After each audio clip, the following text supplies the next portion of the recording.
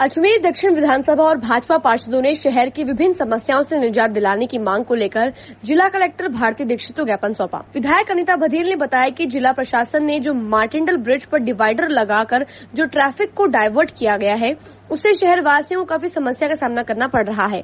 बारिश के दिनों में वाहन संत फ्रांसिस हॉस्पिटल के सामने से नहीं गुजर रहे, जिससे मार्टिंडल ब्रिज पर वाहनों का लंबा जाम लग रहा है।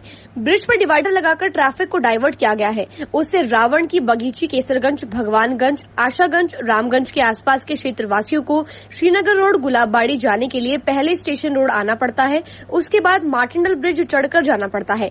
इससे ईंधन और समय की काफी खपत होती है। इसी तरीके से दूसरी समस्या नगर निगम के सफाई कर्मचारियों की बताई, जिसमें हड़ताल के दौरान नगर निगम के सफाई कर्मचारियों का 3 दिन का वेतन सरकार ने रोक लिया, जिससे कर्मचारियों को दिलाया जाए। तीसरी समस्या राज्य साइकिल से मदार जाने वाले आरोही ब्रिज के दोनों तरफ की सड़कें टूटी फूटी हैं, जिसे तुरंत प्रभाव से रिपेयर कराने की मांग की गई है। इस मौके पर बड़ी संख्या में भाजपा कार्यकर्ता, भाजपा के पार्षद मौजूद रहे।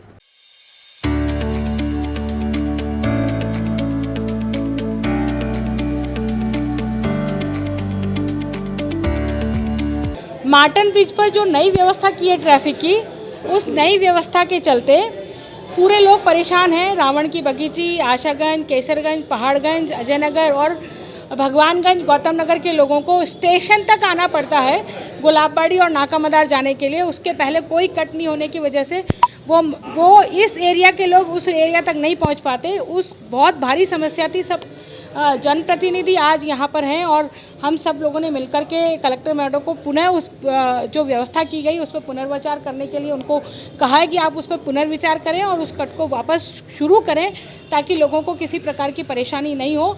क्योंकि गवर्नमेंट कॉलेज के चौराहे पर जिस तरह से एंसलम स्कूल है, चाचा जी का स्कूल है, लगभग 2,500 से 3,000 बच्चे इन दोनों स्कूलों में पढ़ते हैं। केसरगंज में और भी स्कूल हैं, वो बच्चे भी इसी मार्ग से निकलते हैं। ऐसी स्थिति में पूरी तरह से जाम वो रोड हो जाता है और लोगों को निकलने के लिए बहुत दिक्कत होती है, बहुत परेशानी का सामना करना पड़ता है। इसलिए इस जाम को हटाया जाए, पहला तो आग्रह हमने ये किया है। दूसरा, जो नगर निगम के सफाई कर्मचारियों को जो 3 दिन की तनख्वाह काटी गई है, वो 3 दिन की तनख्वाह के लिए वो प्रस्ताव राज्य सरकार को भेजा जाए, क्योंकि राज्य सरकार और सफाई यूनियन के अधिकारियों के बीच में ये समझौता हुआ था कि हड़ताल के पैसे नहीं काटे जाएंगे। तो वो आदेश मंगाए जाए और उन आदेशों के तहत उनको पुनः जो पेमेंट काटा गया उसका भुगतान किया जाए। तीसरा, जो राजा साइकिल चौराहे से जो सड़क जाती है गुलाबबाड़ी में, जो नया ओवरब्रिज बन रहा है, उसके नीचे दोनों तरफ से बहुत बुरी तरह से रोड खुदी हुई है। RSRDC ना तो उस ओवरब्रिज को बनाने का काम कर रही है और ना ही नीचे जो सड़कें हैं उसकी मेंटेनेंस का काम कर रही है। तो कम से कम जब तक वो ROB का काम शुरू करें, उससे पहले वो जो रोड है उसका रिपेयर का काम कर लें। और इसी तरह से आशागंज से लेकर के रामगंज थाने तक की रोड जो 2.5 करोड़ रुपए की स्वीकृत है, उस 2.5 करोड़ रुपए की रोड को सिर्फ कार्य प्रारंभ करना PWD को, और कैमरास की केबल बिछाने के चक्कर में वो काम रोक दिया गया था।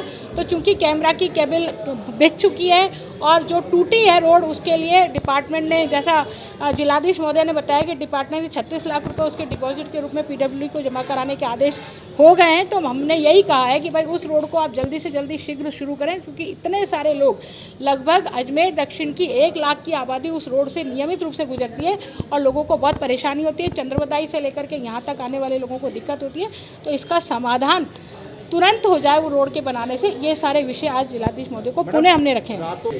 बिल्कुल, अब ये पता नहीं किन्होंने इस बात को कहा है, कैसे उन्होंने इस बात को माना है। खुद प्रॉब्लम वहाँ पर है, खुद उसको समझना चाहिए उन लोगों को, और समझ कर ही उसका समाधान करना चाहिए। क्योंकि जो भी व्यवस्था होती है वो लोगों की सहूलियत के लिए होती है, ना कि लोगों को दुविधा दिलाने के लिए होती है। तो लोगों की सहूलियत के लिए काम किया जाए तो उसके लिए किसी को भी आपत्ति नहीं होगी।